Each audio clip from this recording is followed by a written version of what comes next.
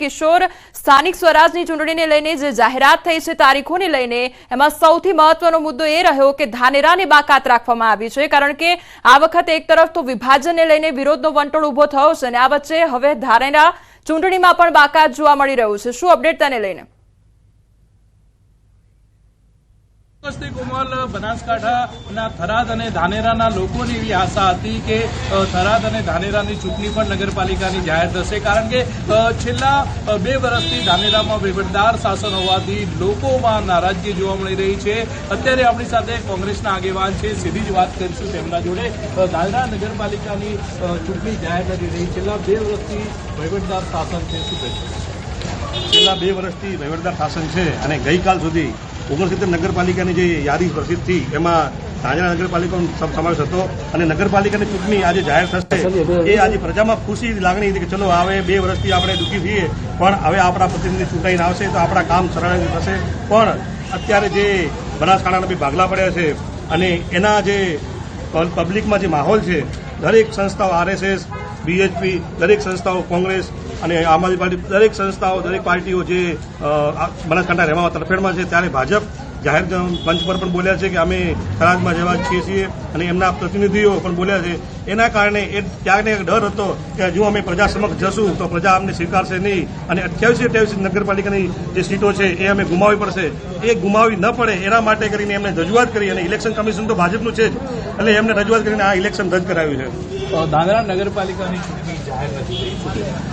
ધાનેરા નગરપાલિકા ચૂંટણી 2 વર્ષથી વહીવટદાર છે અને વહીવટદાર આગળ આમ પ્રજા, ધાનેરા પ્રજા અભણ છે, ગરીબ છે, એ ચિઠ્ઠી આપી અને કામ કરી શકતી નથી. એટલે એક આશા હતી કે અમે અમારા પ્રતિનિધિ ચૂંટશું અને અમારા કામ કરીશું. પણ ગત ટર્મમાં કોંગ્રેસે ખૂબ સારા કામ કર્યા હતા અને એક કોંગ્રેસનો માહોલ હતો, એટલે 88 સીટ આવતી કોંગ્રેસ જીતવાની હતી અને એ 88 સીટ એનો ડર હતો. અને હાલનો આ જિલ્લા વિભાજનનો માહોલ પણ એમના વિરુદ્ધમાં હોય એટલે સરકારે ડરના ખાતર આ વખતે ચૂંટણી રદ કરી છે. પરંતુ જ્યારે પણ સરકાર ચૂંટણી કરશે ત્યારે 88 સીટ આ વખતે ભાજપ ધાનેરામાં હારવાની છે એ ચોક્કસ છે. પરંતુ અભણ અને ગરીબ પ્રજાની આ સરકારે મસ્કરી કરી છે, પ્રજા સાથે રાજ રમતી છે. એ રાજ રમતનું પરિણામ આવનારા દિવસોમાં ભોગવવું પડશે, ચોક્કસ છે. કોમલ, મહત્વની વાત એ છે કે આજે નગરપાલિકાની ચૂંટણી જાહેર ન થતા આપ અને કોંગ્રેસના જે કાર્યકર્તાઓ છે તેમાં નારાજગી છે.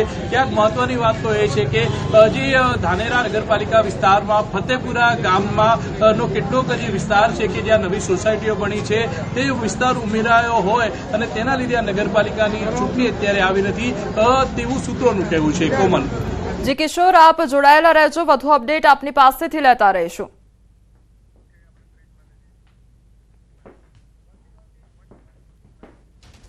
સમાચારોમાં આગળ વધીએ તે પહેલા રોકાઈશું એક બ્રેક માટે.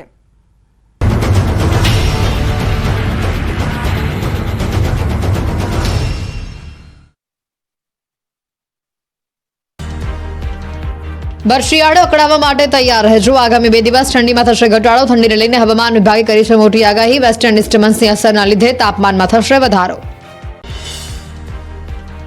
આગામી દિવસોમાં વાતાવરણમાં આવશે બદલાવ. હવામાન નિષ્ણાંત રામશ્રેય યાદવે કરી છે મોટી આગાહી. 2 દિવસ તાપમાનમાં વધારો થયા બાદ ફરીથી ઠંડીનો ચમકારો જોવા મળશે. 2 દિવસ બાદ ફરીથી લઘુત્તમ તાપમાન 2 થી 3 ડિગ્રી ઘટવાની આગાહી. ગુજરાતના માથે ઘેરાયા સંકટના વાદળો, ખેડૂતોના શ્વાસ અધ્ધર કરે તેવી અંબાલાલ પટેલની આગાહી. 22 જાન્યુઆરી બાદ રાજ્યના વાતાવરણમાં આવી શકે પલટો. ગુજરાતના ઘણા જિલ્લાઓમાં 24 જાન્યુઆરી દરમિયાન રહેશે વાદળછાયું વાતાવરણ, તો કેટલાક જિલ્લાઓમાં કમોસમી વરસાદની પણ આગાહી. ઉત્તર ભારતમાં કડકડતી ઠંડીમાં લોકો ઠૂંઠવાયા. હવામાન વિભાગે કરી વરસાદની આગાહી. 22 અને 23 જાન્યુઆરીએ પંજાબ, હરિયાણા, ચંદીગઢ, દિલ્હી સહિતના વિસ્તારોમાં ગાજવીજ સાથે વરસાદની શક્યતા. હિમાચલ પ્રદેશમાં 5 દિવસ ભારે હિમવર્ષાની આગાહી. વેસ્ટર્ન ડિસ્ટર્બન્સના કારણે હિમવર્ષા ચાલુ રહેશે. 24 જાન્યુઆરીએ અનેક વિસ્તારોમાં શીતલહેરની શક્યતા. જમ્મુ કાશ્મીરના ડોડામાં ભારે હિમવર્ષાથી સર્વત્ર બરફની ચાદર પથરાઈ. હિમાચ્છાદિત પર્વતો અને બરફથી લદાયેલા વૃક્ષો તથા રસ્તાઓના નયનરમ્ય દ્રશ્યો સામે આવ્યા. ભારે હિમવર્ષાથી ગગડ્યો ઠંડીનો પારો. જમ્મુ કાશ્મીરમાં સ્વર્ગની અનુભૂતિ કરવા ઉમટી રહ્યા છે પ્રવાસીઓ. હિમાચ્છાદિત પર્વતો પર ટ્રેકિંગ સહિત અનેક રોમાંચક એડવેન્ચરના અનુભવ કરવા પ્રવાસીઓની ભીડ. બરફમાં બાળકની જેમ રમતા દેખાયા લોકો. કાશ્મીર ખીણમાં ભારે હિમવર્ષા, રસ્તા પર બરફના થર જામી જતા ગાડીઓ લપસતી જોવા મળી. બર્ફીલી વાદીઓમાં કાર સ્લીપ થતી હોય તેવો વિડીયો વાયરલ. જમ્મુ કાશ્મીરનું ડોડા એન્ટાર્કટિકામાં ફેરવાયું. બરફના થર જામેલા રસ્તાઓનો સુંદર નજારો ડ્રોન કેમેરામાં કેદ થયો. સર્વત્ર બરફની ચાદર પથરાતા પ્રકૃતિ સોળે કળાએ ખીલી ઉઠી. ધરતી પરના સ્વર્ગનો અદ્ભુત નજારો વાયરલ થયો. ઘૂંટણસમા બરફ વચ્ચે ડોડામાં ઉમટ્યા પ્રવાસીઓ. બરફ ઢંકાયેલા પહાડો પર પ્રવાસીઓએ ટ્રેકિંગ કરવાની મજા માણી. બરફ આચ્છાદિત માર્ગો પર વાહનોની લાંબી કતાર જોવા મળી. તાપમાન ગગડતા પ્રવાસીઓ ઠૂંઠવાયા. જમ્મુ કાશ્મીરના કુપવાડામાં આર્મી જવાનોએ કર્યું રેસ્ક્યુ. સાધના અંડરપાસ પાસે હિમવર્ષા અને ખરાબ વાતાવરણથી ટેમ્પો ખીણમાં ખાબક્યો હતો. આર્મી જવાનોએ ઘૂંટણસમા બરફની વચ્ચે ટેમ્પો ચાલકનું રેસ્ક્યુ કરીને સારવાર માટે ખસેડ્યો. રાજ્યમાં વધુ એક એચએમપીવીનો કેસ નોંધાયો. મહેસાણાના વિજાપુરની એચએમપીવી ગ્રસ્ત 69 વર્ષની વૃદ્ધ મહિલાને અમદાવાદ ખસેડાઈ. કફ તથા શ્વાસ લેવામાં તકલીફ હોવાની ફરિયાદ. ગુજરાતમાં એચએમપીવીનો 6થો કેસ નોંધાયો. બીજી તરફ અમદાવાદ શહેરમાં પાણીજન્ય રોગના કેસમાં વધારો. ઝાડા ઉલટીના 151 કેસ, કમળાના 167, ટાઇફોઇડના 128 કેસ નોંધાયા. બેક્ટેરિયલ ટેસ્ટ માટે 3688 સેમ્પલ લેવામાં આવ્યા, જેમાંથી 20 સેમ્પલ થયા હતા ફેલ. રોગચાળાને લઈને રાજકોટથી રાહતના સમાચાર. ઠંડીના માહોલની વચ્ચે રોગચાળામાં આંશિક ઘટાડો. આ અઠવાડિયે મનપાના ચોપડે શરદી ઉધરસના 791 અને સામાન્ય તાવના 657 કેસ નોંધાયા. એચએમપીવી વાયરસનો એક પણ કેસ ન નોંધાતા રાહત.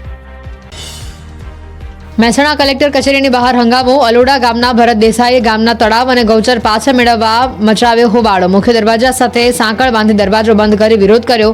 પોલીસે કલેક્ટર કચેરીને દરવાજો ખોલી ભરત દેસાઈની અટકાયત કરી.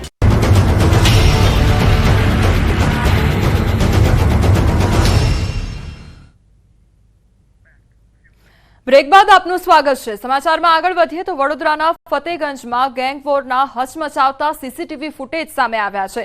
ફતેગંજ લેડી પિલર હોસ્પિટલ પાસે રાત્રે ગેંગવોર થઈ હતી. વસીમ અને એજાઝ શેખ ગેંગ વચ્ચે હથિયારે, તલવાર, લોખંડની પાઇપ સાથે મારામારી કરી હતી. ફતેગંજના જાયકા કાફેમાં 18 જાન્યુઆરીએ થયેલી બબાલની અદાવતમાં મારામારી કરવામાં આવી હતી. તો ફતેગંજ પોલીસે ગેંગવોરમાં સામેલ 11 આરોપીની ધરપકડ કરી છે. જોકે ઘટનામાં સામેલ 4 આરોપીઓ ગંભીર ઇજાગ્રસ્ત થતા સયાજી હોસ્પિટલમાં સારવાર હેઠળ ખસેડવામાં આવ્યા છે. લોકમુખે ચર્ચા છે કે ફતેગંજ વિસ્તારમાં અસામાજિક તત્વોને પોલીસનો ડર રહ્યો નથી. ફતેગંજ વિસ્તારમાં આખી રાત ખાણીપીણીની લારીઓ ચાલુ રહેતા આવા તત્વોનો રોજ જમાવડો થાય છે. ત્યારે હવે આ વિસ્તારમાં માહોલ બગાડતા ઝડપાયેલા આરોપીઓ સામે પોલીસ આકરી કાર્યવાહી કરે તે જરૂરી બન્યું છે. તો ફતેગંજની આ ઘટના સામે આવી છે, જ્યાં સામાજિક તત્વોનો આતંક દિવસે ને દિવસે વધી રહ્યો છે. ત્યાં અડધી રાત સુધી જે જમવા માટેની જે લારીઓ છે તે પણ ચાલુ રહે છે અને તેના કારણે આ વિસ્તારમાં સામાજિક તત્વોનો અડ્ડો બની ગયો હોય તે પ્રકારની પરિસ્થિતિ જોવા મળી રહી છે. તો આ તરફ લાકડી તેમજ જે પાઇપો હતી તેના વડે હુમલો કરવામાં આવ્યો હતો. લોકમુખે એવી પણ ચર્ચા છે કે અહીંયા અસામાજિક તત્વોને પોલીસનો કોઈ પણ ડર ન રહ્યો હોય તે પ્રકારની પરિસ્થિતિ